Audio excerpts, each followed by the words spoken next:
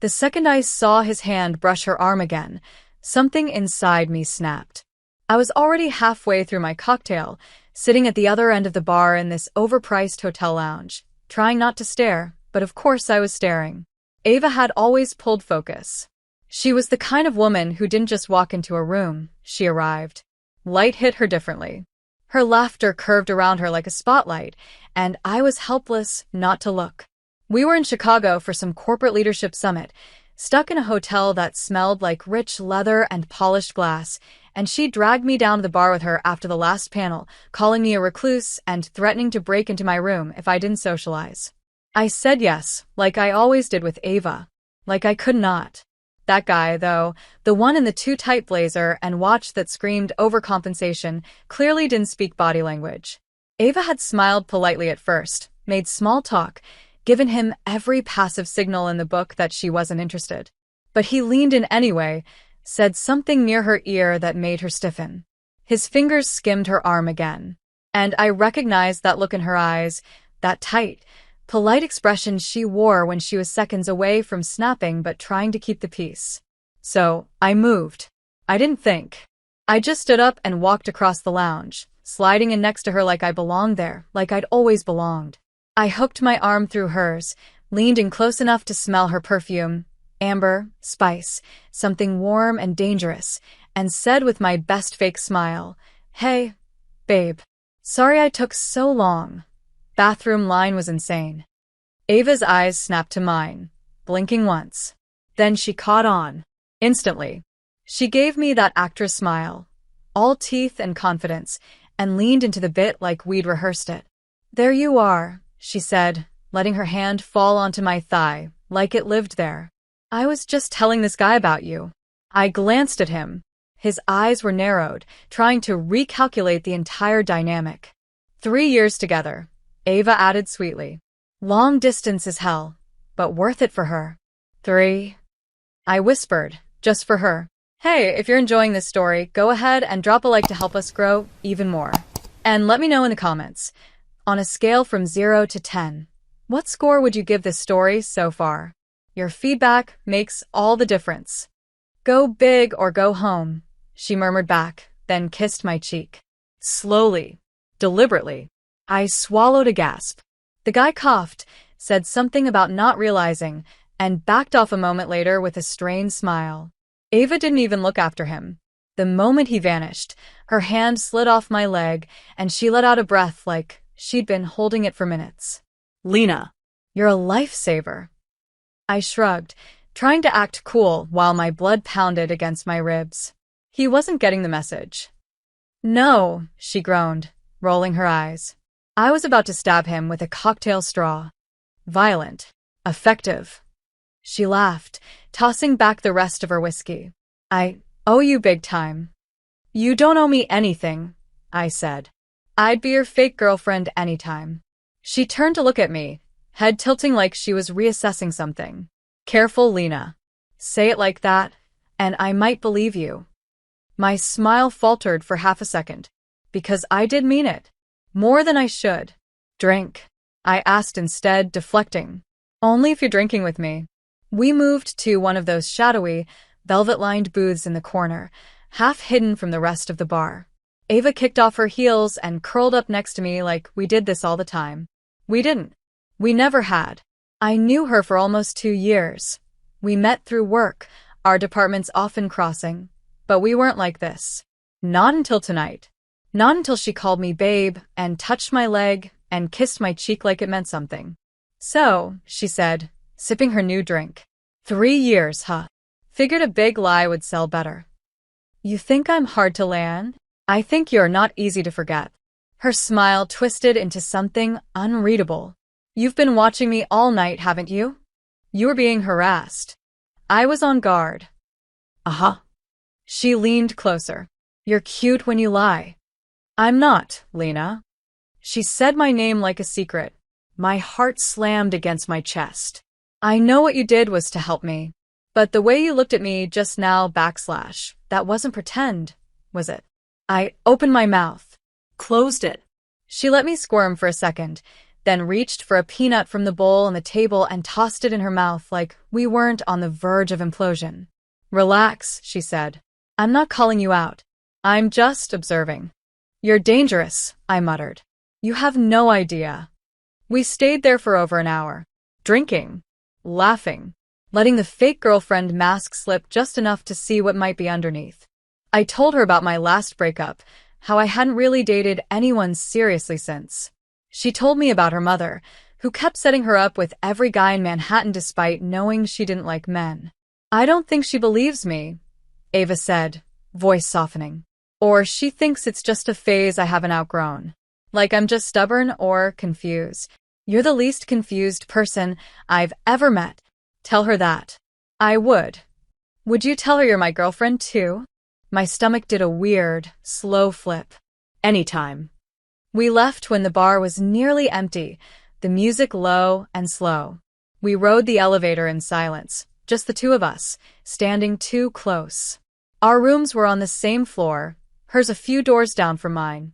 At her door, she turned to face me. "Thanks again," she said, voice low. "For tonight. For knowing what I needed without me asking." "Always," I said. She looked at me for a second too long. Then she leaned in and kissed my cheek again, slower this time, lingering, lips warm and soft. "Night, girlfriend." And then she was gone. I stood there, staring at the door, heart hammering in my chest. And all I could think was, I wish it had been real. I couldn't sleep. I stared at the ceiling of my hotel room, the cheap fan spinning in slow circles like it was mocking me. The sheets felt too heavy, the air too thick, and every time I closed my eyes, I saw her mouth pressed to my cheek, warm and lingering.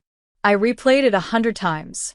The way she looked at me right before she leaned in, that smirk tugging at the corner of her lips, that whisper-soft night, girlfriend. She was probably joking. Probably. But there was a breath of something real underneath it. Something that made my chest ache.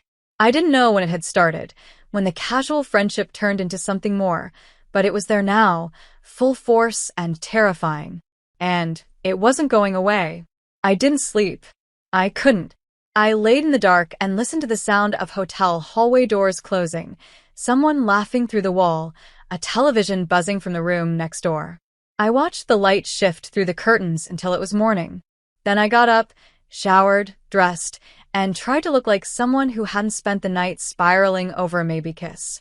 Downstairs, the lobby was already buzzing with people from the conference. Lanyards swinging from necks, coffee in every hand. I spotted Ava immediately. Of course I did.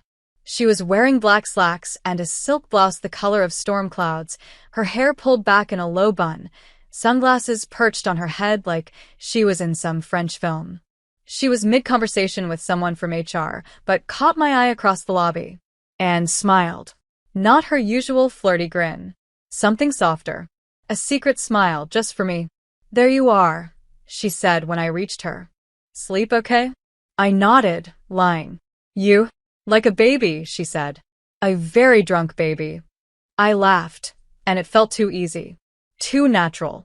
Her eyes scanned my face like she was looking for something. "You okay?" "Why wouldn't I be?" "You're doing that thing again." "What thing?" "Where you look like you're trying to solve world peace with your eyebrows." I rolled my eyes, but the corner of my mouth twitched. "I'm fine." She didn't press. Just bumped her shoulder against mine. "We're sitting together today. Deal with it." I didn't argue. Not even a little. The day was a blur of speakers, panels, endless PowerPoints about leadership development and organizational synergy. But I barely heard any of it, because Ava kept finding little ways to touch me, sitting beside me in that way where our knees brushed, handing me her pen with her fingers grazing mine, whispering snide jokes in my ear that made me choke on my complimentary water. And it was driving me insane. At lunch, she stole a bite of my sandwich without asking. "You're not going to eat all that," she said. "You don't know that. You never finish your food at these things." "That's not true. You left an entire brownie on your plate last time, because it was dry and tasted like regret." She grinned. "See? That's why we work. I know you. We work. I let that echo around my head for the next 2 hours. And then came the worst part. The end of day mixer. Cocktails. Small talk. Mingling. I usually avoided it, but Ava grabbed my hand and dragged me in. Literally. Her fingers laced with mine, like it was nothing. Like we were back in that bar again, and still pretending. Except we weren't pretending anymore. No one was watching. No creeps in sight. Just her hand in mine because she wanted it there. I didn't say a word. I just followed her lead. She let go only to grab drinks, returning with 2 glasses of wine and a smirk. You look panicked, she said. I'm not panicked. You blinked like 6 times in a row.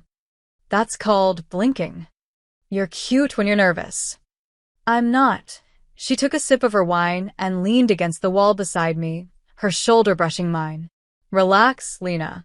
You're safe with me. That sentence shouldn't have hit the way it did. It shouldn't have made my chest crack open. But it did. I didn't know what this was. A game? A flirtation? A boundary I should have never crossed? But when she looked at me like that, all I wanted was to close the space between us. And then, like fate hated me, he showed up again. Blazer guy. The creep from the night before. Oh, hey, he said to Ava, walking up with fake surprise and a smug little grin. Didn't get a chance to say goodnight yesterday. You left so quick. Ava's smile died. Yeah, I was with my girlfriend. His eyes slid to me. Right. Of course. That was you. Still is, I said, stepping closer. Wild how that works. Right. Just, didn't seem like that kind of vibe last night. Well, Ava said, ice creeping into her tone. Maybe you need a better sense of vibes. No offense, he said, hands up. Just didn't take you for the type. Silence fell. The kind that buzzed. Ava stiffened. I felt it. I watched her expression shift, harden. The type? She repeated, voice low. What exactly is that? He said, smirking like he thought we'd laugh with him. You don't really look like... Finish that sentence, I said sharply.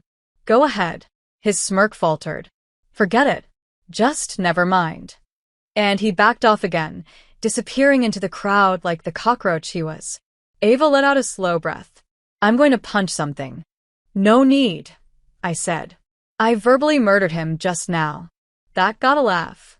A real one. She looked at me then, really looked, and something shifted in her eyes. Lena, she said, what if we kept pretending? My breath caught. What? I mean, just for the rest of the trip. For fun. It gets the creeps to back off and, honestly, I kind of like it. You like it? Being your girlfriend, she said with a little shrug. Fake girlfriend. Whatever. I stared at her. At the way the overhead lights caught the shimmer in her eyeshadow. At the curve of her mouth as she smiled like this was nothing. It wasn't nothing. Not to me. And I knew, right then, right there, that this game wasn't going to end well. Not because of her, but because I was already falling. I didn't say yes. Not out loud, at least. But I didn't say no either. Ava had looked at me like it was a joke, like it was nothing more than fun, protection, a little harmless play acting to keep men like him away. But I couldn't stop thinking about how easy it had been to slip into that role. How natural it felt to walk beside her with our fingers laced together. How the word girlfriend didn't sound wrong in her mouth. It sounded like something I wanted too much. After the mixer, we didn't go back to our rooms immediately. Ava wasn't ready to call it a night.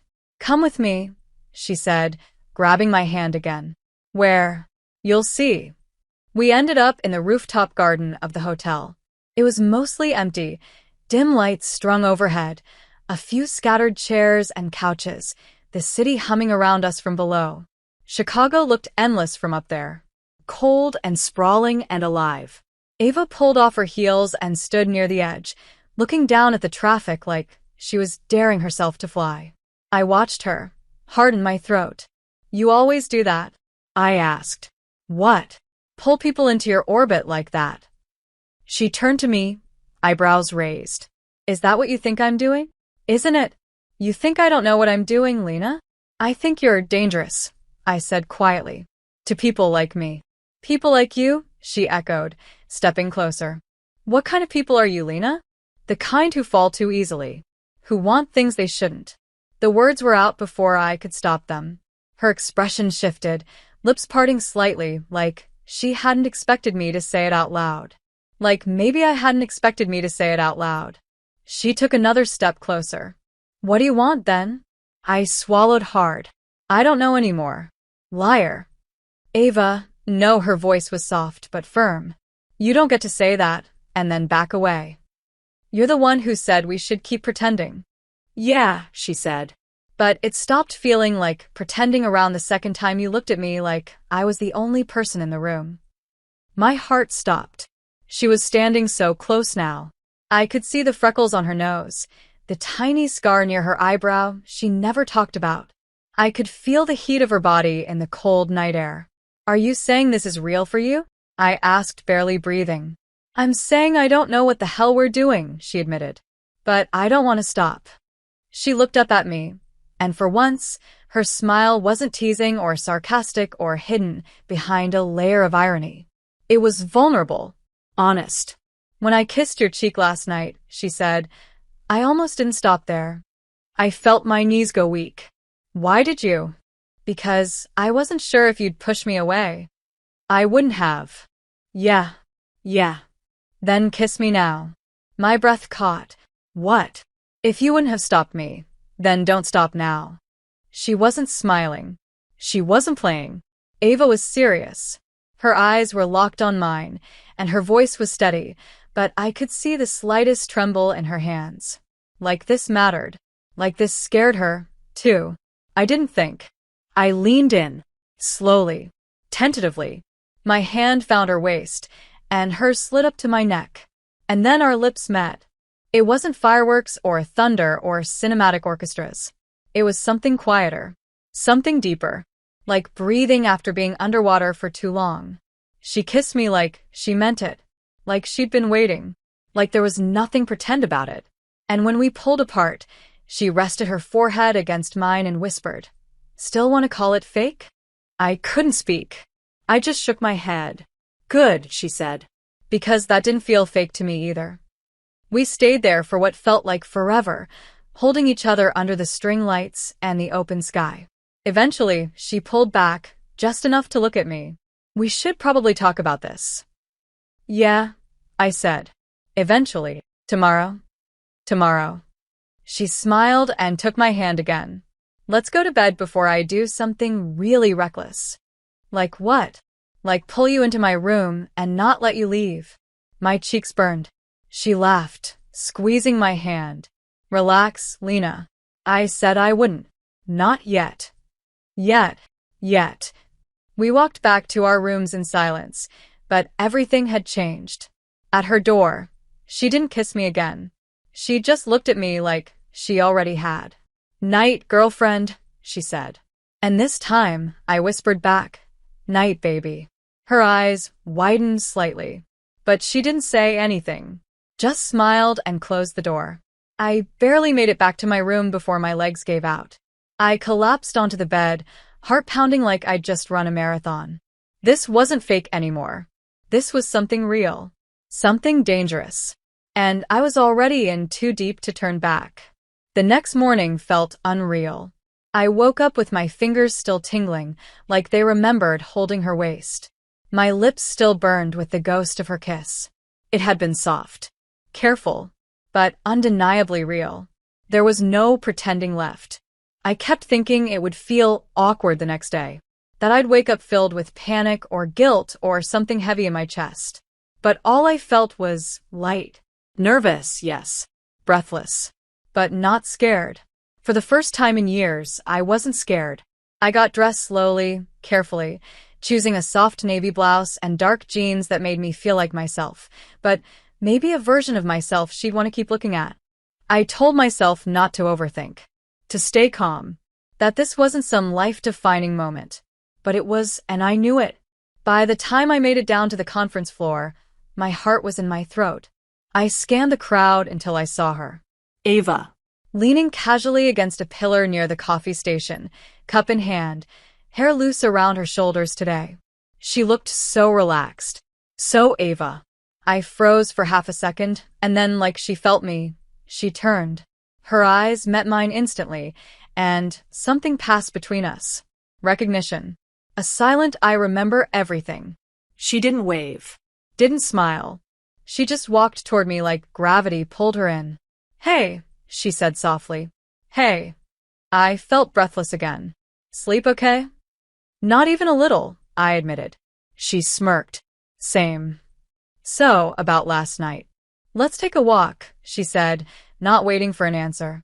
She slid her hand into mine, and I didn't even pretend to resist. We left the conference floor behind, walking out through the back patio into the garden again, this time in daylight. No string lights. No moonlight. Just two women walking side by side in the late morning sun. "I wanted to talk before everything gets busy," she said. "About what happened." "Yeah." "Was it too much?" "No," I said quickly. "Not too much." She looked at me with wide eyes, then let out a breath. "Good." "Because I haven't stopped thinking about it." "Me neither." We walked in silence for a moment. A bird chirped nearby. The air smelled like jasmine and fresh coffee. "This started as a joke," she said. "But it doesn't feel like one anymore." "Because it isn't." She nodded. "You're not just a friend to me, Lena. You haven't been for a while." My chest tightened. "Why didn't you say anything?" "Same reason you didn't." "I was scared," I admitted. "Same." She sat on a bench under a tree, pulling me down beside her. "Do you want to see where this goes?" she asked. "Or do we pretend last night didn't happen?" "I want to see where it goes," I said without hesitation. She smiled then, something shy and beautiful. "Okay, me too." She reached for my hand again and laced our fingers together. "But we're going to have to be careful. We still have 3 more days here. People talk." "Let them," I said. "I'm not hiding." "That's very brave of you." "No," I said, laughing softly. "It's just honest." "God," she said, leaning her head against my shoulder. "How did I not fall for you sooner?" "You kind of did," I said. "You just didn't know it yet." She laughed again, and the sound went straight through me. We stayed out there a while longer, wrapped in silence that wasn't uncomfortable anymore. Then we headed back, and Ava pulled away just before we reached the crowd again. Her voice was all business when we entered the room, like nothing had changed. But under the table, her fingers brushed mine once. Then again. I didn't look at her. I didn't have to. That night, after the sessions ended, she showed up at my door. No warning. Just a soft knock, and then her voice through the wood. "It's me." I opened the door, and she looked hesitant. "I can go," she said. "If this is too soon." I stepped aside. "It's not." She didn't come in like she wanted anything. Not at first. She sat on the bed, shoes still on, jacket still buttoned, looking around the room like it held answers. "I couldn't sleep," she said. "It's not even that late." I still couldn't sleep. "You came here for sleep?" "I came here for you." That stopped my heart. She unbuttoned her jacket, kicked off her shoes, and laid back on the bed, arms behind her head. "I just want to be near you tonight. That's all." "That's enough." I climbed in beside her slowly. We didn't touch. Not yet. We just stared at the ceiling. Minutes passed like that, and then her hand found mine between us. Fingers curled into mine like they belonged there. "Ava." "Yeah, I'm terrified." "So am I. But I want this." "So do I." And that was it. We stayed like that, fully clothed, not touching beyond our hands, until sleep finally came. But that night, for the first time in what felt like forever, I slept deeply, peacefully, because she was there. The alarm buzzed too early. Sunlight bled in through the curtains, catching the edge of Ava's hair where it spilled across my pillow. For a second, I thought I'd dreamed everything. The kiss, the rooftop, her hand in mine, the way she showed up at my door like she didn't want to be anywhere else. But then I felt her. Her legs stretched lazily across mine, her arm draped over my stomach, her breath warm and even against my collarbone. I didn't dare move. Not because I was afraid she'd wake up, but because I didn't want to break whatever spell we were in. Her skin was soft against mine, and I traced little circles on her forearm with my fingertips. I could stay here forever. She stirred after a while, her lashes fluttering before her eyes finally opened. And then she smiled, soft, sleepy, honest. "Morning," she whispered. "Morning," I said, trying not to sound as breathless as I felt. "How do you sleep?" "Like a rock," she said. "You're surprisingly cozy. You drool." "Liar." "I'm not judging," I teased. It was cute. Like, very real girlfriend behavior. She smirked and shifted closer. "That's because I am your girlfriend." "Sort of." "Sort of. We're in this weird limbo," she said, propping her chin on my chest. "You kissed me. I kissed you. I slept in your bed. But we haven't said anything yet. You want a label already? I want to know where your head is." "My head," I said, brushing her hair behind her ear, "is somewhere between terrified and completely, utterly in this." Her eyes softened. "Same." We stayed there a bit longer, tangled up in each other, the morning quiet and golden. But eventually we had to face the world. The final full day of the conference loomed ahead: networking events, wrap-up sessions, keynote speakers. We peeled ourselves out of bed reluctantly and got dressed, Ava throwing on my hoodie without asking. "Mine now," she said with a smug little smile. I didn't even pretend to complain. Downstairs, everything felt the same and completely different. No one knew what had shifted between us. No one saw the way our fingers brushed under the table, or how Ava's gaze lingered when I wasn't looking. But I felt it, in every shared glance, every stolen smile. And I couldn't stop wanting more. The morning session dragged. Ava passed me notes on scraps of the program. "This guy sounds like an AI trying to sound human. When this ends, we're getting pancakes. You're cute when you pretend to pay attention." I rolled my eyes and fought a smile, slipping her notes back with answers. Agree. "Only if you're paying. You're cute all the time, so there." By lunch, we were both restless. We ducked out early and found a little cafe a block from the hotel, tucked between a bookstore and a florist. It had mismatched chairs and mugs that looked stolen from someone's grandmother. Ava ordered blueberry pancakes and a latte. I got avocado toast and orange juice. "So," she said once we were seated, "do you think anyone suspects?" "I think people are too busy flirting with the CEO to notice us." "Perfect," she grinned. "We'll keep flying under the radar." "You like this secret thing?" "No," she said. "But I like us." Her foot brushed mine under the table. "And I don't want to share it just yet." "Okay," I said. "Then it's ours." "Ours," she echoed. I liked the sound of that.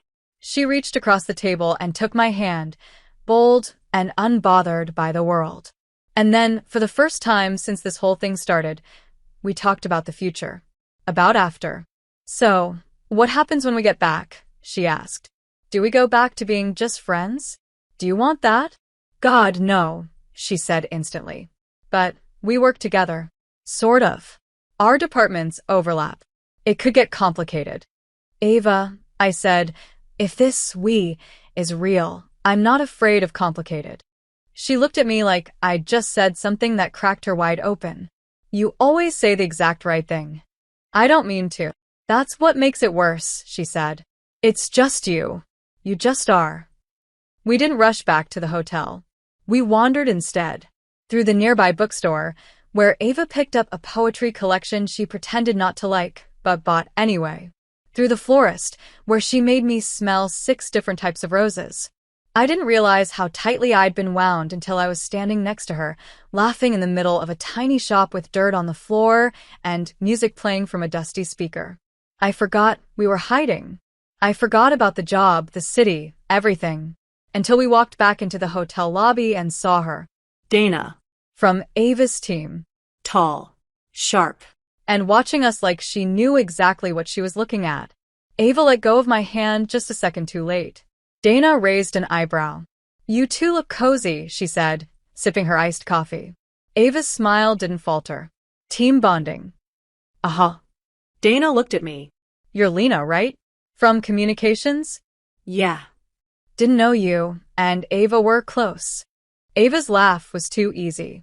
Lena rescued me from a creepy guy the other night. Been stuck to her ever since. Interesting. Dana's tone was light, but her eyes weren't. She walked away a moment later, heels clicking against the tile. I turned to Ava. Do you think she knows? She suspects, Ava said. But it doesn't matter. Are you sure? No, she admitted. But I'm done pretending it's not happening. That night, there was a rooftop dinner event. The entire conference gathered under heaters and chandeliers, music floating through the cold air. Ava wore a deep green dress that made my throat go dry. I wore black. She found me across the terrace and walked straight to me like nothing else existed. Hey, she said. Hey. You look hot. You look… I couldn't even finish. She smirked. That good. That dangerous. She leaned in, lips near my ear. Dance with me. People will see. Let them. And just like that, she took my hand and led me onto the dance floor. A slow song hummed through the air, soft and low. She pulled me close, one hand on my waist, the other around my back. Our bodies moved like they'd done this 100 times. Like they were made for it. I didn't care who watched. Not anymore. And when I looked up at her, all I could think was, I never want to stop pretending. Because this doesn't feel like a performance. It feels like the truth. I didn't even realize people were watching until the music faded. Ava and I had moved together so naturally, so closely, like the world around us had gone quiet. But as soon as the last note drifted into silence, I heard it, the shift in energy. The way conversation stalled. The way footsteps paused. I felt the air change. And then I heard someone say it. Not loudly, but not quietly enough. Are they, like, a thing now? Ava didn't flinch. She kept her hand on my waist, steady, calm. But I could feel it, the slight tension in her fingers, the way her shoulders drew back. Ignore it, she whispered, voice low near my ear. Just breathe. I nodded, but I couldn't stop the flood of thoughts. What would this mean for her job? For mine? We weren't even official, just two people caught in something fast and real and impossible to explain. But now there were eyes. There were questions. There would be consequences. Ava pulled back slightly to look at me. Are you okay? I don't know, I admitted. Are you? I will be. You don't have to protect me. I'm not. I'm protecting this. Us. Do you regret dancing with me? Her eyes darkened. Not for a second.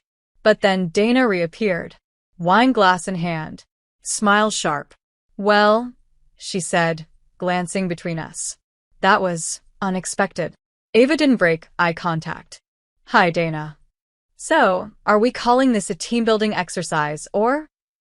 Call it what you want. People are going to talk. People already are, Ava said calmly. Doesn't mean they know anything. Dana sipped her wine, eyes flicking to me. Just be careful. This place loves gossip more than productivity. Then she walked away, hips swinging like she'd won something. Ava exhaled, slow and measured. That was a warning. She's going to tell someone, isn't she? Probably. And then what? Then we stop hiding. Just like that. She turned to me, voice firmer now. Lena, if this scares you, if this feels too fast, I'll slow down. I'll disappear. But I won't lie anymore. Not to them. Not to you. I blinked, chest tight. Don't disappear. Then stay with me. I'm not going anywhere. She smiled then, and it softened everything. But I knew the moment had changed us. The game we'd started at the bar had become something else entirely, and now the real world was knocking on the door. We left the party early. Ava didn't say much on the elevator ride up. Her fingers were looped through mine, but I could feel her brain racing. When we reached my room, she paused. Can I stay with you again? You never have to ask. Inside, we kicked off our shoes and collapsed onto the bed without ceremony. I turned off the light, and we laid there in the dark, not touching, not speaking, just thinking. After a long silence, Ava said, They'll assume I've been hiding this. Have you? Maybe. I've been hiding how I feel. I didn't think I was allowed to want you like this. Why not? Because you're you. Careful. Private. Sweet. You're all those things too, Ava. I'm not sweet. You are with me. She was quiet for a second. Then, in a voice so small I almost missed it, she asked, "Do you think this is worth it?" I turned to her in the dark, reaching for her hand. Yes. I think you are. I felt her shift closer, felt her forehead press against mine. You make me feel like I'm not pretending to be brave. You don't have to pretend, I whispered. Not with me. Her breath hitched, and then I felt her lips on mine again. This time, slower. More hesitant, like she needed to be sure. I kissed her back with everything I had. Everything I hadn't said. Everything I didn't know how to say. Her body curled into mine, and soon we weren't just lying side by side. We were wrapped around each other, holding on like we didn't know what tomorrow would bring. We didn't cross any lines that night. No clothes came off. No barriers were broken. But everything still changed. We fell asleep tangled together, breath synced, skin touching. And when morning came, it didn't feel like a question anymore. It felt like the beginning of something real. But reality was waiting, and it didn't take long for it to find us. The moment we walked into the breakfast hall, I knew. People stared. Some whispered. Others smiled knowingly, like they predicted it all along. I heard my name murmured in a corner. I saw Ava's boss glance at her with raised eyebrows. Dana gave us a smug little wave from the buffet line. "This is a circus," I muttered. Ava smiled tightly. "Ignore it. I'm trying." "We finish today," she reminded me. "Then we go home. Then it's just you and me." You and me sounds really good right now. Then hold on to it. But just as we sat down with our coffee, Ava's phone buzzed. She checked the screen and swore under her breath. "What is it?" "My director wants to see me." Now. Yeah. "Because of us?" "I don't know." But we both knew. She stood slowly, her jaw set. "Stay here, okay?" "Ava, I'll be fine." I watched her walk away, heart pounding in my chest. And for the first time since this all started, I felt helpless. Because love was one thing, but what came next could break us if we weren't ready.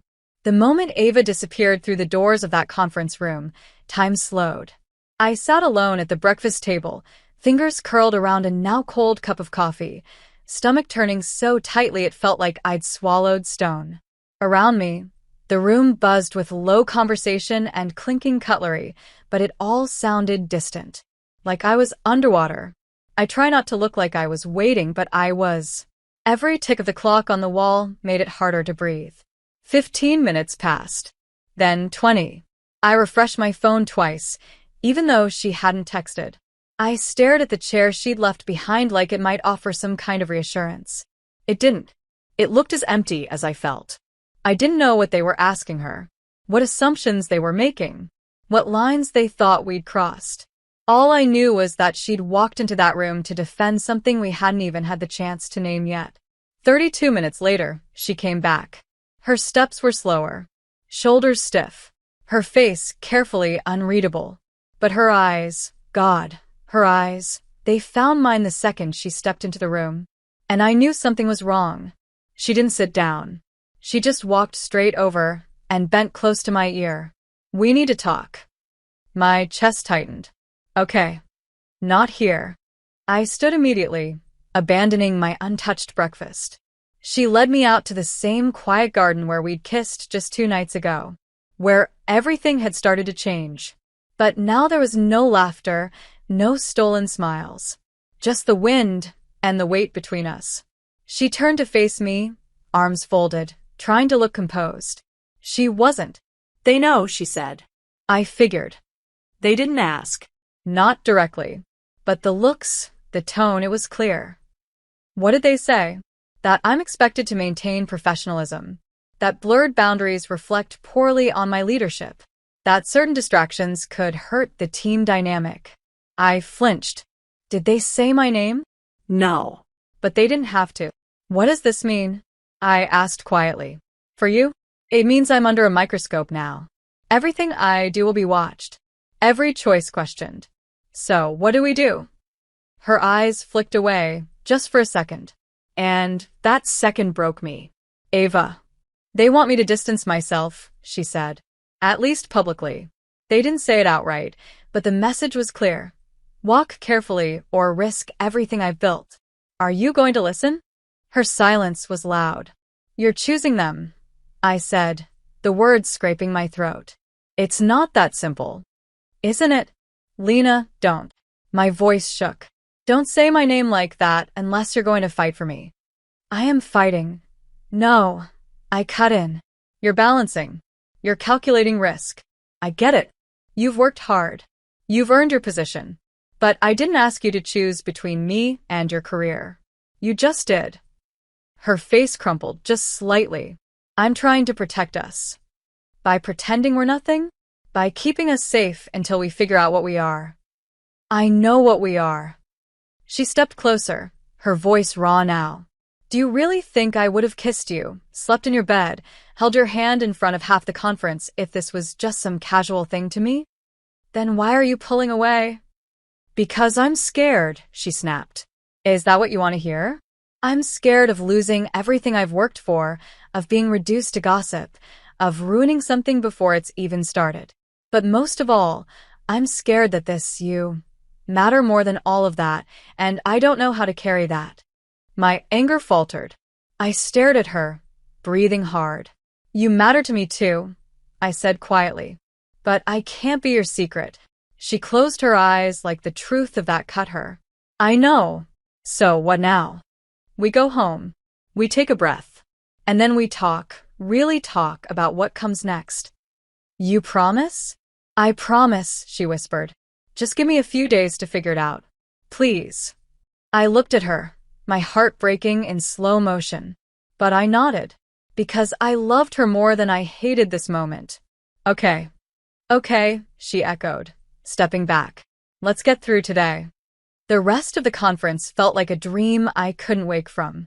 We sat apart during the closing session. We didn't touch, didn't speak. I caught her glancing at me once, then twice. But she didn't come closer. Not until it was over. In the lobby, bags packed, shuttle waiting, she approached slowly. Lena. Yeah. Will you sit with me on the plane? I wanted to say no. I wanted to say she didn't get to have me halfway. But then she looked at me like she was asking for a lifeline. So I said, okay. The flight home was quiet. We didn't talk much. But halfway through, she reached for my hand under the blanket. And I let her. I let her because I still believed in what we had, even if it wasn't whole yet. When we landed, she walked me to the rideshare zone. My car pulled up first. I'll call you, she said. Soon. Don't wait too long. I won't.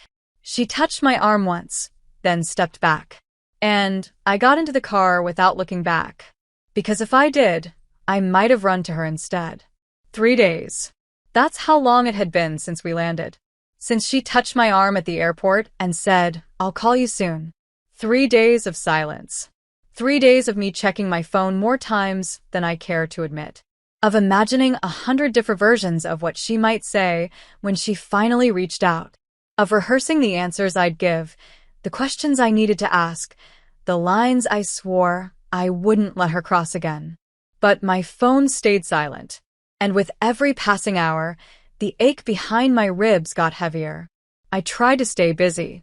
I buried myself in work, answered emails, scheduled meetings, rewrote half a presentation that didn't need fixing just to keep my hands occupied. But nothing worked. My head was full of her, of that final morning at the hotel. Her voice, cracking with emotion. Her eyes, full of fear and something deeper. Of her hand slipping into mine on the plane like it still belonged there. It was the worst kind of limbo, not closure, not connection. Just space.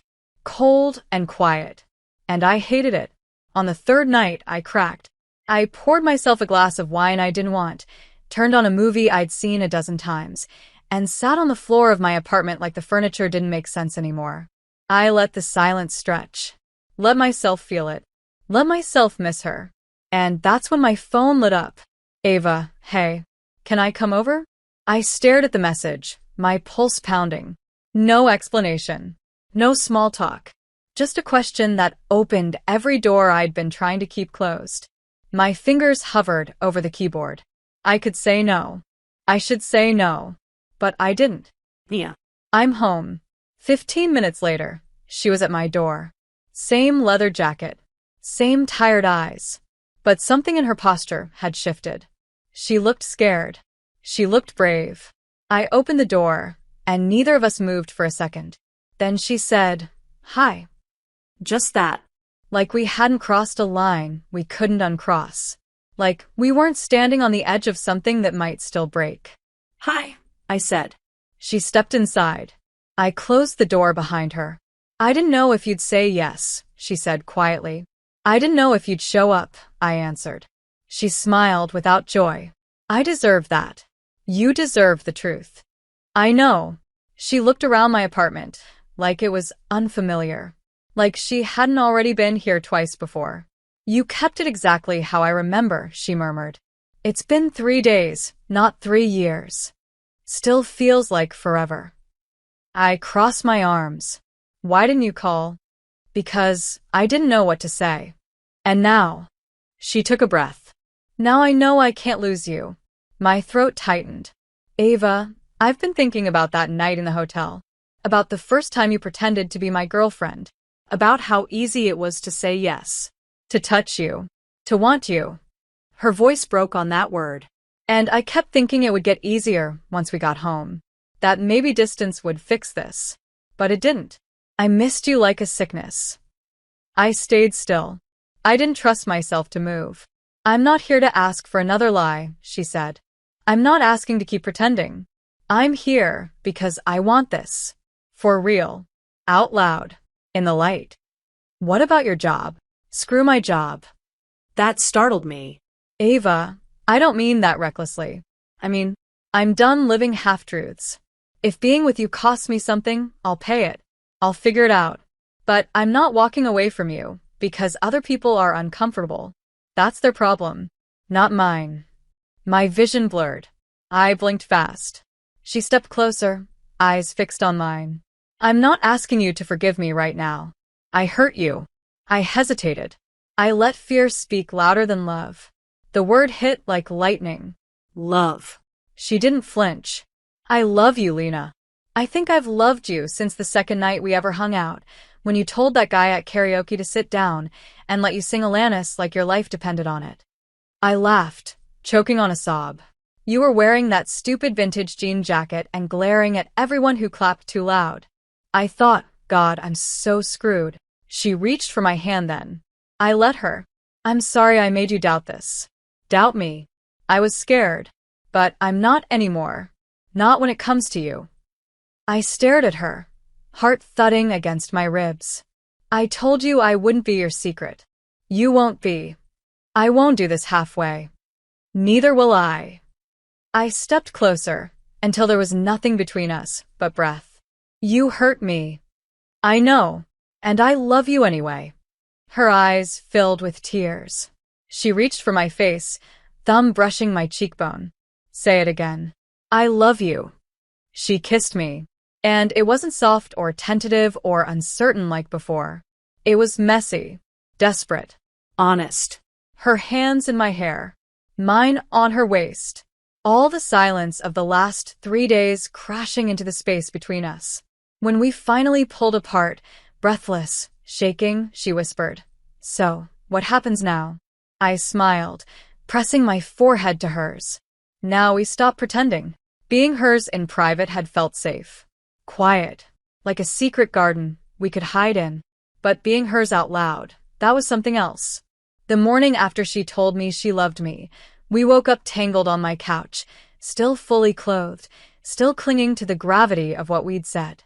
No alarms. No conferences. No hotel bars or staged performances. Just sunlight spilling across the floor and the weight of something finally real between us. Ava stretched with a soft groan, burying her face in my neck. "I forgot what sleeping next to you feels like." "We've only done it 3 times, I said. "And every time, I woke up wanting more," she murmured. "Can we just stay here forever?" We could. But eventually we'd run out of coffee and excuses. I could survive without coffee. You're a liar. She laughed, the sound vibrating against my collarbone. Fine. You're right. But I wouldn't survive without you. That was the thing about Ava. Once she decided to love you, she did it all in. No hesitation. No halfway. That terrified me and thrilled me in equal measure. We spent the rest of that day in the small world of my apartment, cooking breakfast together, brushing shoulders in the kitchen, kissing between sentences. It felt easy, like we'd done it before, like our lives had always been meant to overlap like this. But the outside world wasn't going to wait forever. That Monday, everything changed. I got to work early, heart hammering, not sure how to act. Not sure if people already knew. I wasn't someone who made waves. I liked staying in my lane, doing my job, avoiding gossip. But now? I was part of the story everyone wanted to decode. Ava didn't text that morning. I figured she was just getting through the storm of walking into her office again after everything. I waited, tried to focus, tried to breathe. Then, around noon, my phone buzzed. Ava, lunch? My place. No distractions. I left immediately. Her apartment was on the other side of downtown, a sleek space filled with plants and minimalist furniture, the kind of place that somehow smelled like citrus and ambition. She opened the door in jeans and a white tank top, barefoot, hair pulled up, and my entire heart caved in. Hi, she said softly. Hi. She pulled me in without hesitation, kissed me like she didn't care how late I was or how fast I'd driven. I missed you, she whispered against my mouth. It's been 6 hours. I know. It was 6 hours too long. We sat on her kitchen counter, sharing leftover pasta and talking like we hadn't kissed in weeks. Eventually, though, the mood shifted. She leaned back, looking at me seriously. My boss cornered me first thing this morning. What happened? He asked if the rumors were true. I said yes. My heart stuttered. You did. I told him I'm seeing someone. A woman. That I'm not apologizing for it. That it doesn't affect how I do my job, and if anyone has a problem with it, that's theirs to unpack. Ava, he looked surprised. But he backed off. Told me to keep things professional at work. That was it. So no punishment? Not yet. But people are watching. And some of them are talking. About us. About me. Mostly. But yes, about us. Are you okay with that? She took a breath. It's weird. I'm not used to being seen like this. Not for something that actually matters. But I'd rather be talked about for being honest than respected for pretending I'm someone I'm not. You don't have to protect me from this. I know, she said. But I want to protect us. I want to do this right. I nodded, quiet for a moment. I told one person at work today. Her eyes widened. You did? Yeah, Katie from my team. She's safe. What did she say? She smiled and said, finally. Ava laughed, her whole face softening. Smart woman. So, are we doing this? For real? We already are. Okay, then I want to meet your people. Your life.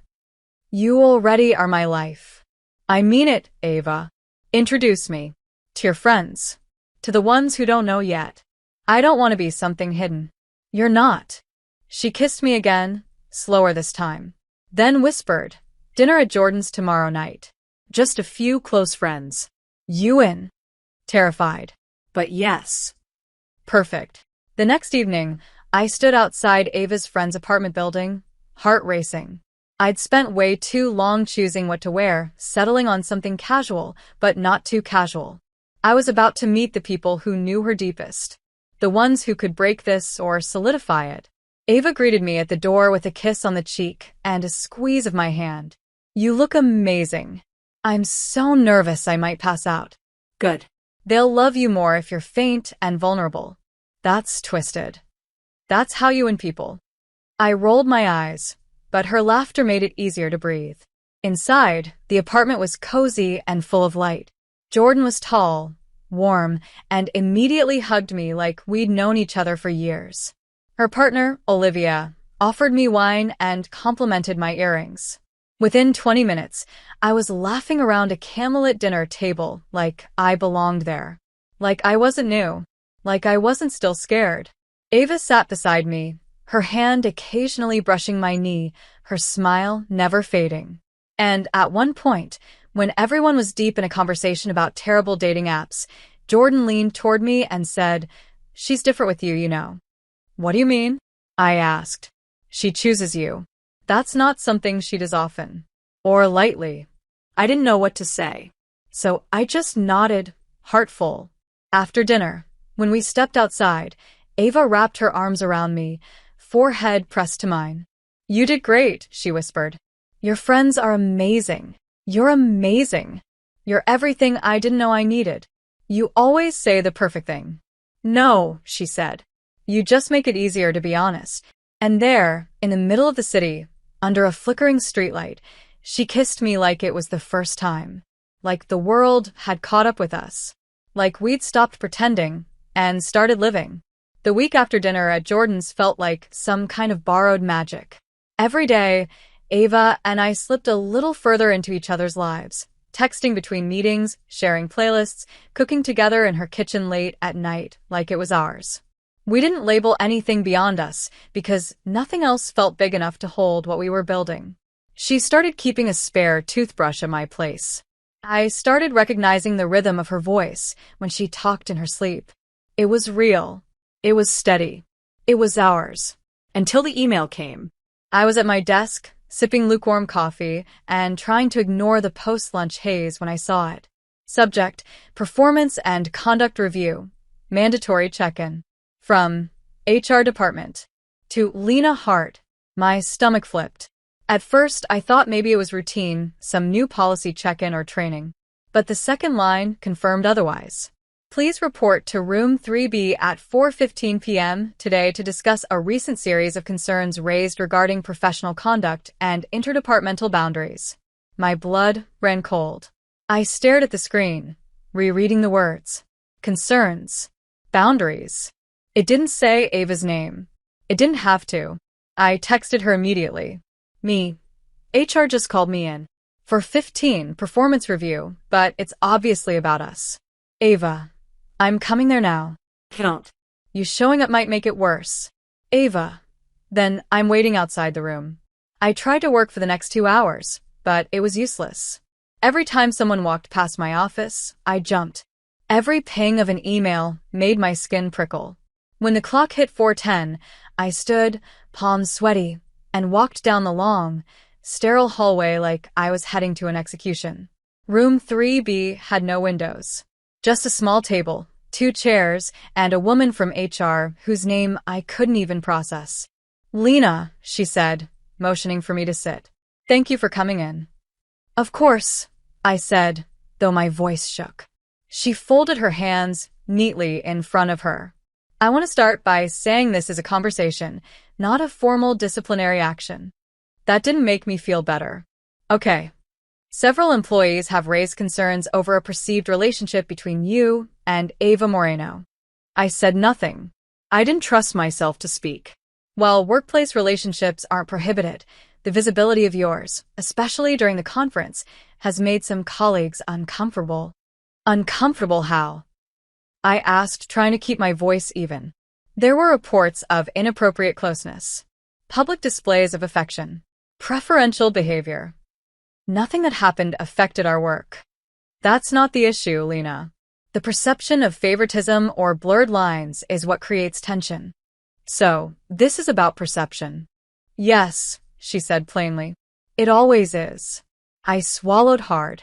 And what happens now? We're asking both you and Ms. Moreno to maintain professional distance while on site. No socializing during work hours. No closed-door meetings.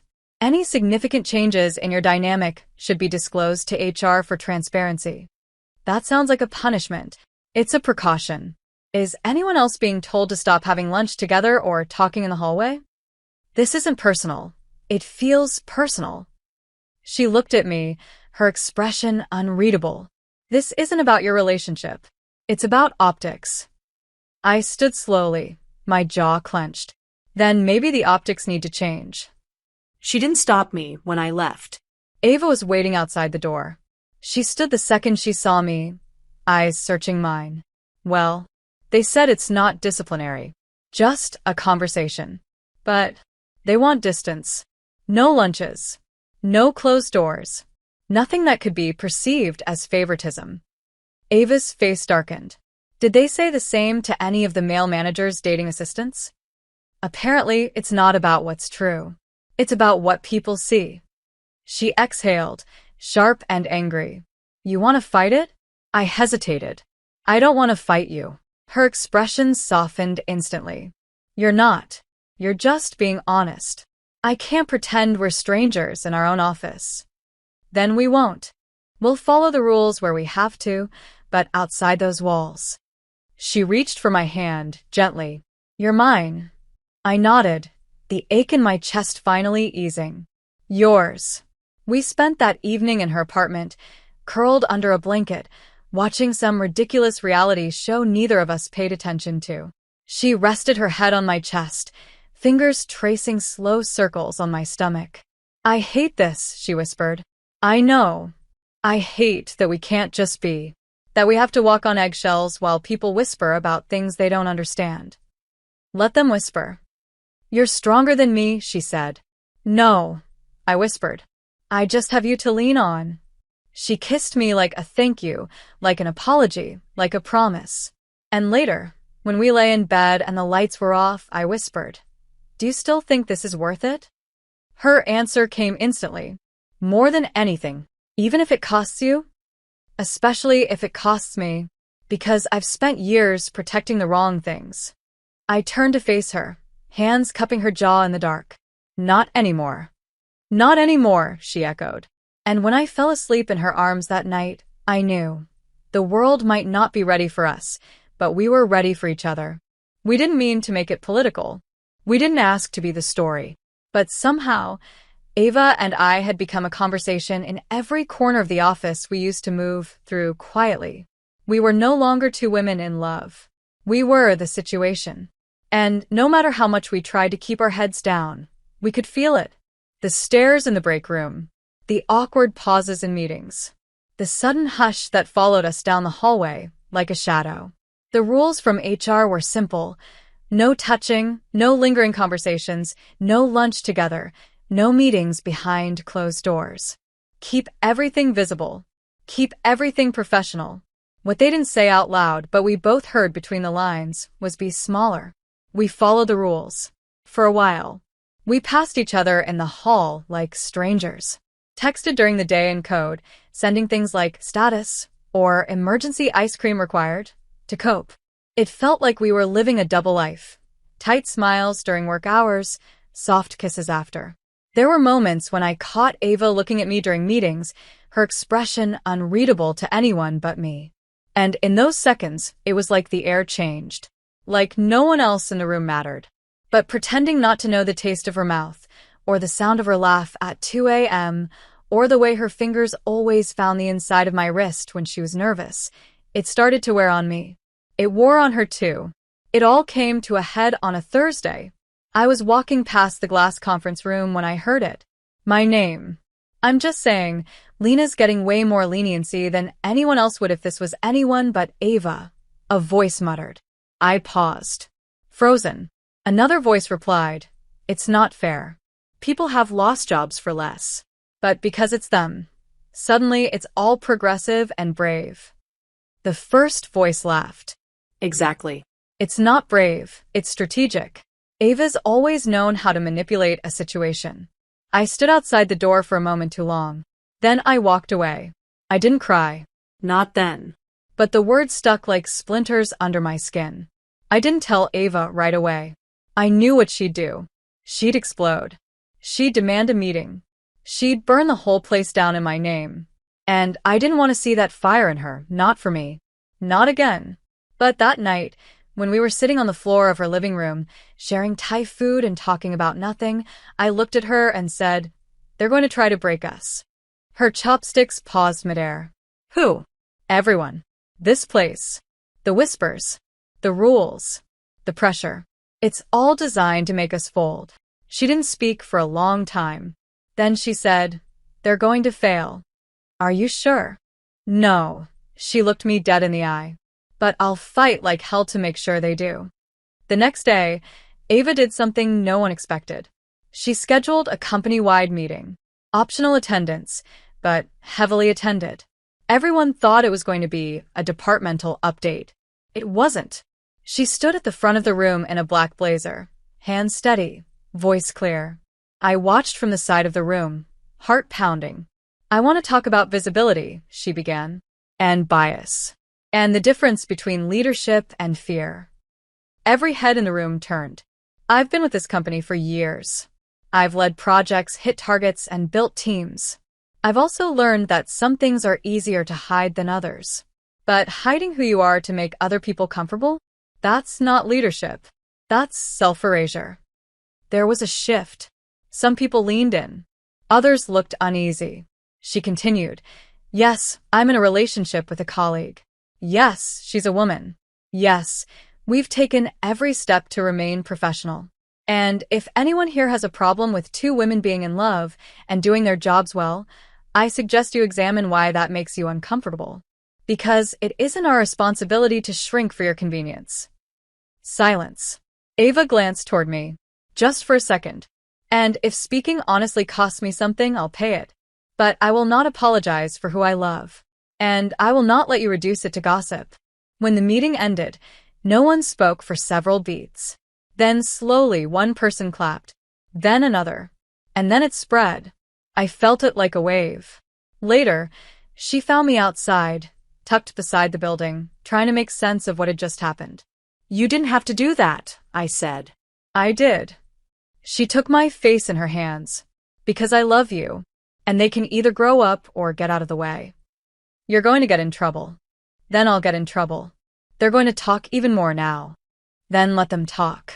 And right there, behind the office where we'd first learned how to hide, she kissed me. In public. In daylight. Where anyone could see. And I didn't flinch. Because she wasn't hiding anymore. And neither was I. The Monday after Ava's speech felt different. Not because everything had suddenly changed, because it hadn't. But because we had. There was something electric in the air, something settled deep inside me, like my spine had finally straightened, like I wasn't holding my breath anymore. The whispers didn't stop, not entirely, but they softened, became background noise. Something we walked through like fog, annoying, damp, but no longer strong enough to choke us. People looked at us differently now. Some with admiration, some with subtle hostility, some with awkward curiosity they didn't bother to hide. But Ava walked through the office like she had nothing to prove. She smiled like a woman who had told the truth and survived it. And I admired her more than ever. Our relationship shifted after that. It didn't explode into public declarations or couple selfies by the elevators. But we no longer flinched when someone saw us talking too long. She started calling me by my first name in meetings, not a nickname, not a loaded glance, just my name, but she said it like she likes saying it. And I said hers like it steadied me. The next Friday, she sent me a message around 4:30. "Come to the roof after work. Dress warm. Don't ask." I stared at the screen, already smiling. At 5:15 sharp, I climbed the stairs to the roof of our office building. The sun was setting, painting everything in streaks of lavender and gold. And there she was, standing by the railing, hands tucked into the pockets of her coat, cheeks flushed pink from the wind, a paper bag resting on the ledge beside her. "I said don't ask," she said before I even opened my mouth. "I didn't ask. I just showed up. And that's why I love you." My chest twisted. No matter how many times she said it, it still stopped my breath. She handed me the bag. Inside, 2 greasy cheeseburgers, fries, and a tiny slice of carrot cake wrapped in foil. "This is incredibly romantic," I said. She gave me a smug smile. "I know." We ate with our backs against a short wall, legs stretched out in front of us, the city blinking awake below. "I used to come up here alone when things got too loud," she said after a while. "It was the only place I could think. And now?" I asked. "Now I want to bring you here." Because nothing in my life is too loud when you're around. I reached for her hand and squeezed it. You really know how to weaponize cheeseburgers. She laughed, and it was the kind of sound that made everything feel possible. After we finished eating, she stood and turned to me with something new in her expression, something I couldn't name yet. I've been thinking, she said. We keep saying this isn't a performance anymore. That we're real. That we're not pretending. We're not. Then I want to stop living like I'm waiting for the floor to fall out. I want the next step. I blinked. What step? I want you to move in. My heart stopped. Ava, you practically live at my place anyway. Your toothbrush is lonelier than mine when you're not there. You fall asleep on my couch 3 nights a week. You make fun of my plant names. You steal my sweaters. You put almond milk in the fridge and complain when I don't use it. I couldn't breathe. I love you, she said, quieter now. I've never said it and meant it like this before. With anyone. And I don't want to waste time acting like I don't already know what I want. You're serious? I am. She stepped closer. And I know it's fast. But nothing about us has ever moved slowly.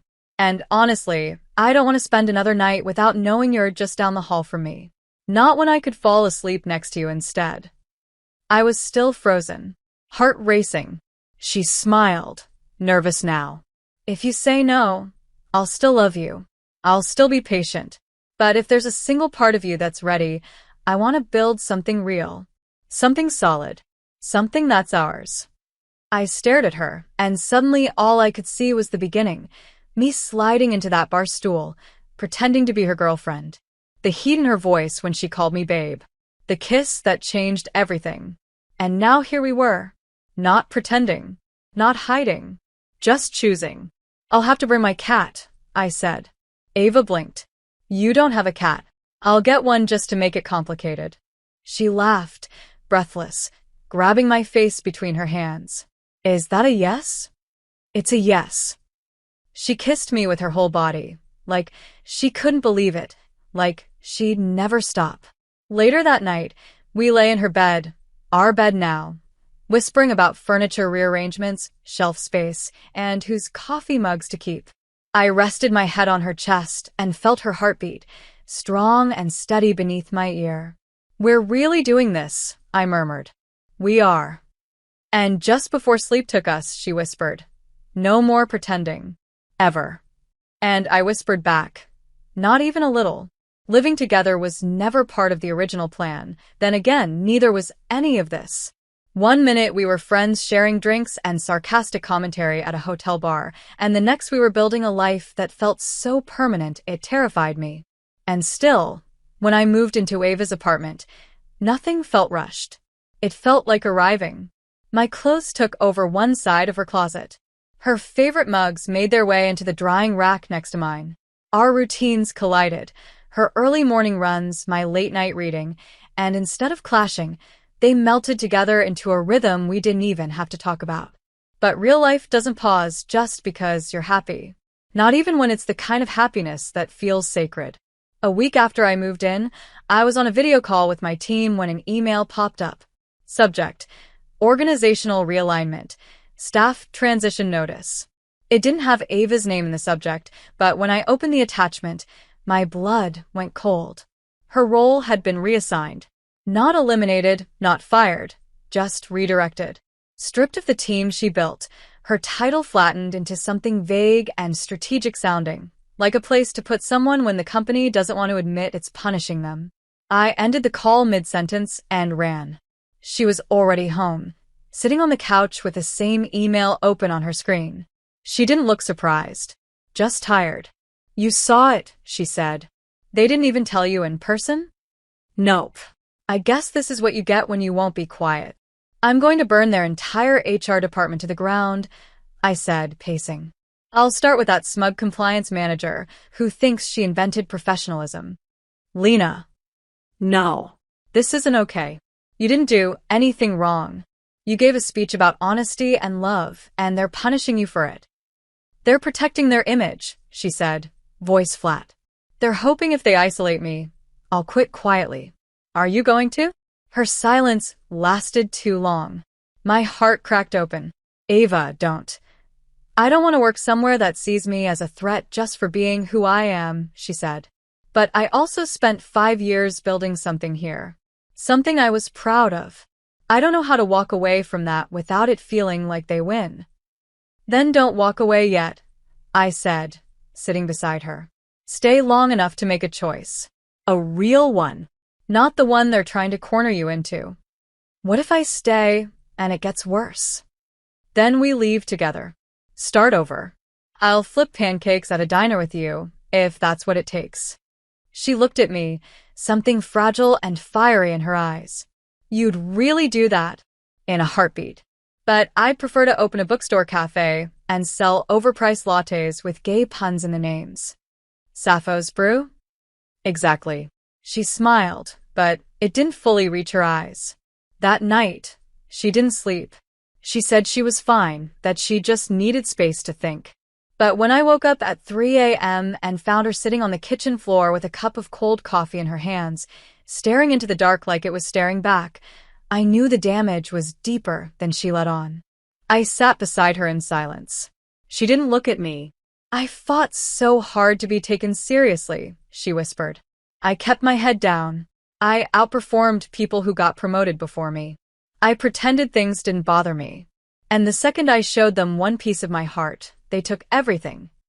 They didn't take me, I said. They can't. I know. But I hate that you have to watch me unravel like this. I'm not watching you unravel. I'm watching you resist. She turned to me then, and in the low light I saw her eyes, red-rimmed, tired, but still burning. You always say the right thing. No, I said. I just finally have someone worth saying it for. We stayed on the kitchen floor until the sky started to lighten. No big decisions. No false promises. Just closeness. Just love. A few days later, Ava put in a request for internal transfer. It was quiet, simple. A move away from the people who had silenced her, but not away from herself. And one night, while I was brushing my teeth, she came into the bathroom and leaned against the doorframe. You still want to open that gay bookstore cafe someday? She asked. I spit out my toothpaste and stared at her in the mirror. Obviously. I already have fake menus on my phone. Okay, she said, arms crossed. Let's do it. Not now, not recklessly. But let's plan it. Really plan it. You're serious? You said we stop pretending. Let's stop waiting, too. I dropped my toothbrush into the sink and turned to her. Are we doing this? We're doing this. I kissed her, toothpaste breath and all, because we had stopped pretending. And now we were beginning again, this time on our own terms.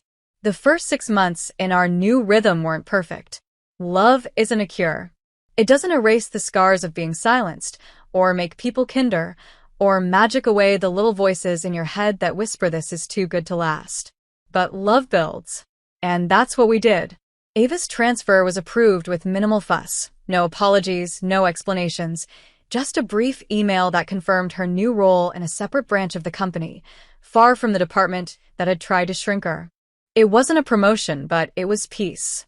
Her new manager respected boundaries and gave her space to breathe, and slowly, she started coming home less tense, her shoulders no longer locked in survival mode. I watched her come back to herself one day at a time, and every version of her, I loved more. I settled into my own role, too, now working mostly remote and part-time while I picked up freelance copywriting contracts. It wasn't glamorous, but it gave me time to plan, time to write, time to think about what we wanted to build. We started having cafe nights, where we sat on the floor with notepads and open laptops, mapping out ideas for our bookstore cafe. We brainstormed names, Sappho's Brew, Page Turner, the gay agenda, drafted menus with Ava's obsession for croissants and my devotion to chai, and built Pinterest boards filled with string lights, second-hand armchairs, and queer authors stacked in window displays. The dream stopped feeling like a dream and started to feel like a blueprint. We didn't rush it. We knew it was still months, maybe a year, away. But we were moving, together, towards something that was ours. Outside our apartment, things stayed quiet. Our relationship wasn't gossip anymore. It was old news. That silence, that relief, was its own kind of freedom. We took weekend trips. We repainted the bedroom. We argued about laundry. We kissed in grocery store aisles. We lived. But in the background, a date loomed. The anniversary of the night I pretended to be her girlfriend. The night that cracked everything open. When it finally arrived, Ava didn't say a word all day. She wasn't avoiding it, just storing it. She worked late, came home around 7, and I thought maybe she'd forgotten.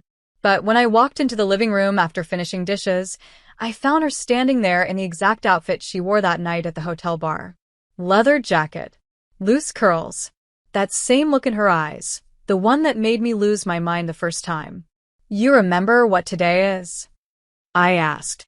"How could I forget?" she said. "This is the night you saved me from a creep and created a monster," I teased. She smiled slowly. No. "This is the night I realized what it feels like to be seen.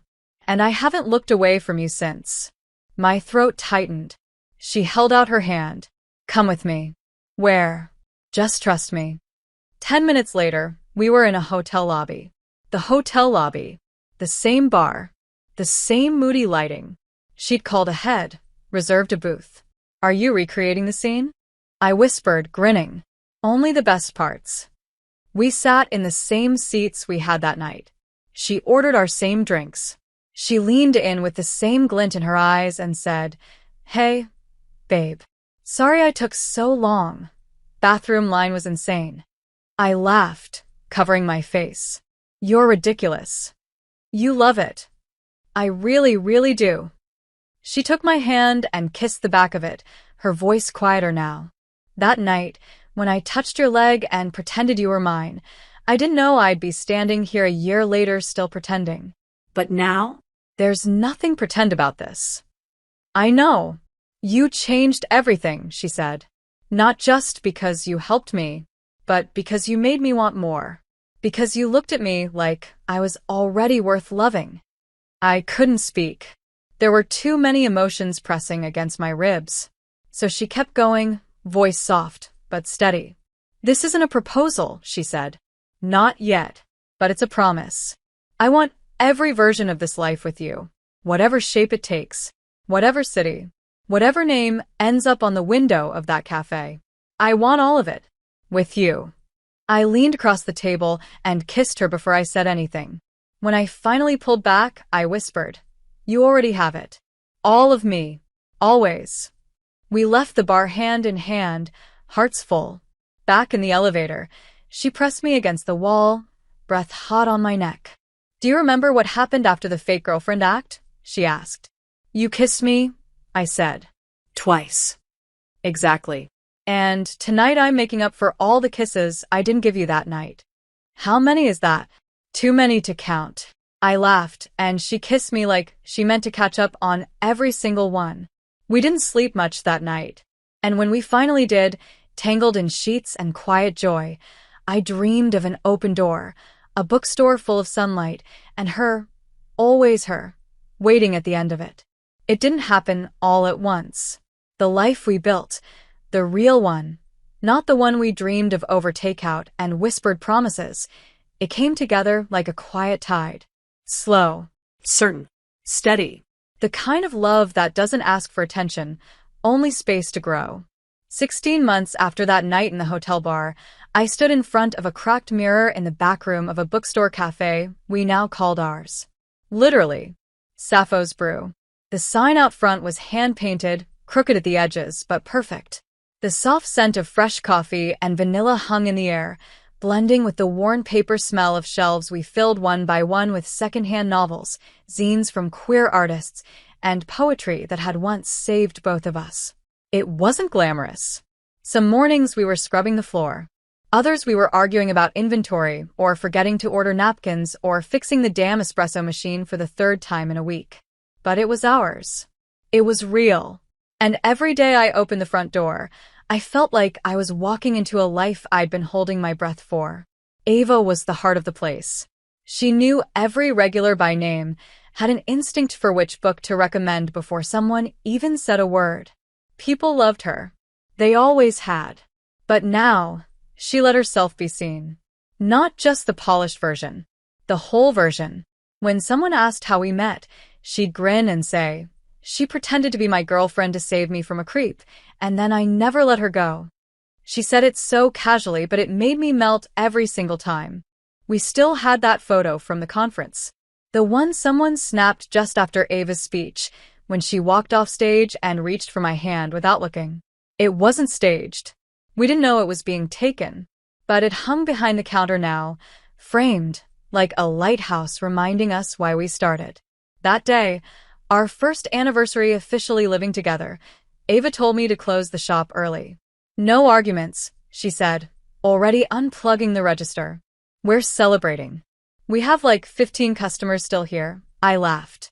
"Then give them all free muffins and send them home happy." Are we that rich now? Emotionally? Yes. She winked. I rolled my eyes, but I obeyed. By 6 p.m., the lights were dimmed, the front door locked, and Ava was dragging me by the hand upstairs to the tiny apartment above the shop. The place was cramped, barely big enough for a bed, a couch, and a stove that hated us. But it was cozy. It was home. The table was set. Candles flickered. There was music playing low in the background, some old French jazz she loved and pretended I did too. "Did you cook?" I asked, eyes wide. "Define cook," she said. "Microwave counts if you do it with passion." I can't believe I agreed to share my life with a woman who thinks reheating lasagna is romantic. "You love it," she said, pulling me in by the waist. "I love you." Same thing. We ate on the couch, plates in our laps, laughing too loud over nothing. I kept waiting for the moment, because there always was one, when she would shift the mood. Ava had this way of making silly things matter, of slipping sincerity into the most unexpected seconds. And sure enough, it came. After dinner, she stood and walked over to the little bookshelf near the door. She pulled something down and turned back toward me, her expression suddenly soft. "You remember this?" she asked. It was the journal we started in our first month together. Half joke, half keepsake. A place to scribble ideas for the cafe, grocery lists, dreams we weren't brave enough to say out loud yet. I nodded. Of course. She opened it. Page 43. I took it from her and flipped to the page. It was a list, titled, "Things We'll Do One Day." Some items were ridiculous. Have a pillow fight in the snow. Kiss in the rain on purpose. Make pancakes without burning them. Go to Iceland. Read every Sapphic book in the shop. But the last one was circled. Starred. Ask her to marry me when she least expects it. I looked up. She was already on one knee. My heart exploded. "Ava, I know it's not a surprise," she said, voice shaking with joy. "You've known me too long to think I'd do this without a scene. But Lena, you were the bravest person I ever met the moment you slid into that seat next to me and called me babe like you meant it. You were my safe place when I didn't know I needed one. And now you're my whole home." So, yeah. This is me asking you, in our crooked little apartment above the gay cafe we built from nothing, will you marry me? My hands were over my mouth. I was already crying. I nodded before I could even speak. Yes. Yes, of course. Yes. She slipped the ring on my finger, a simple gold band, engraved inside with the words, "Not pretending." I launched myself into her arms, both of us laughing and crying and swaying in the middle of our tiny living room. "You're stuck with me?" I whispered. "Forever," she said. And we didn't go to bed that night until the candles burned down, the wine was gone, and we'd kissed each other breathless under every light in the place. The next morning, I woke up to sunlight and the weight of her hand over my heart. We were still here, still real, still everything we promised we'd be. No longer pretending, no longer hiding. Just two women in love, in a home built by their own hands, with a future stretched wide open like the first page of a brand new book. If you enjoyed this content and want to support the channel in a special way, try clicking the thanks button below. It's the one with the heart and $sign icon. With super thanks, you can make a direct contribution to the channel, which helps me keep creating awesome videos for you.